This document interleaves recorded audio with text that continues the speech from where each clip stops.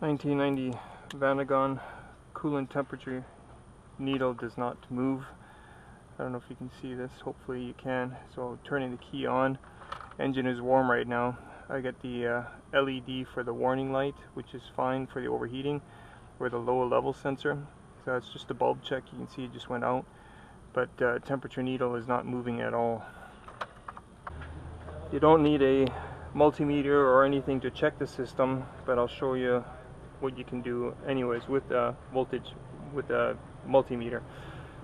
On the 2.1, the temperature sensor is on this plastic coolant flange. It's the black sensor. The blue sensor on this side is for the engine computer.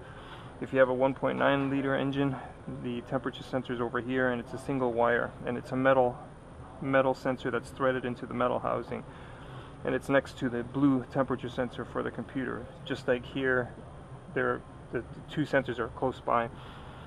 So you can reach through here and you can push on the clip to remove it, but sometimes it's a real pain in the rear and I can't do it, so I'll go from underneath. Obviously secure or raise the vehicle in a safe manner.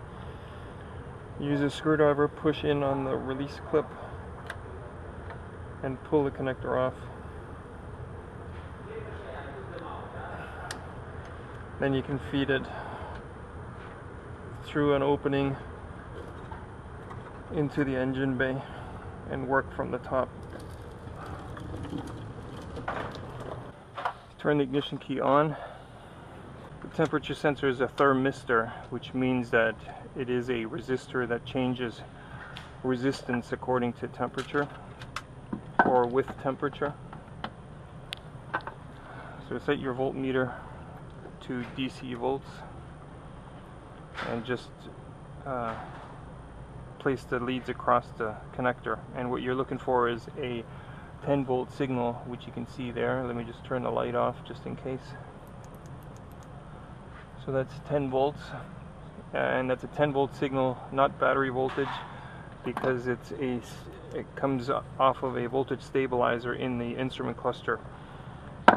For any type of needle or gas or gauge, you need a steady power supply.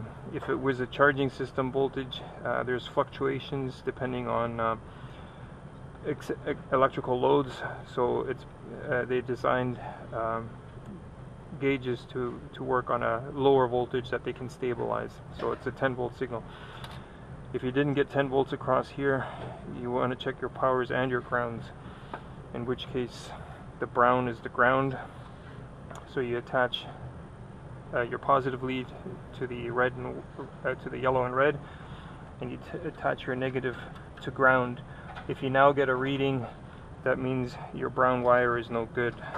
If you don't get a reading, then you have a power problem, in which case what you can do to verify your ground, you can attach your lead to battery positive, in this case alternator positive, and then look at your voltage on the ground side, which is now 12 volts, because I'm taking 12 volts off of the alternator and it goes to ground via this brown wire. So in this case I know that the wiring is good, I know that the power is good in terms of 10 volts.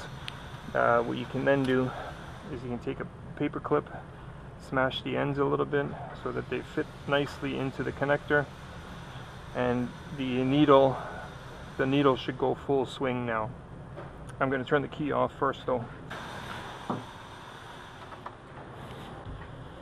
Okay, so the key is off. I'm going to stick this guy in here, make sure it's got a good connection. Okay, and I'm going to turn the key on. You can see what the needle does. Right now it's already returning because of that brief moment in time that I put the wire across the connector. It had already risen a bit. So anyways, turning the key on now, and you can see the needle moving. It's halfway, 3/4, and it's just about all the way at the top. So I know the gauge is good, I know the wiring is good. It needs a temperature sensor. Installation of the sensor is quite easy. You pull the retaining clip out, you pull out the sensor, make sure the O-ring comes out with it, put the new sensor in a reverse of removal. I don't have a new one here yet, so I have to wait, and it's a little bit on the warm side. You don't want to open this thing when it's under pressure or when it's hot. So first, at minimum, what you want to do is release the pressure, loosen the cap, and then tighten the cap again. Obviously have a drip tray ready underneath the vehicle or the engine, because some coolant is obviously going to spill out. No need to really bleed it afterwards, depending on how much coolant comes out. Just top it up in the bottle here. Leave the thermostat bleed open, turn it counterclockwise until it stops moving, and that way any air that is in the system will come up through the housing into the bleed rail and end up in the top of the bottle.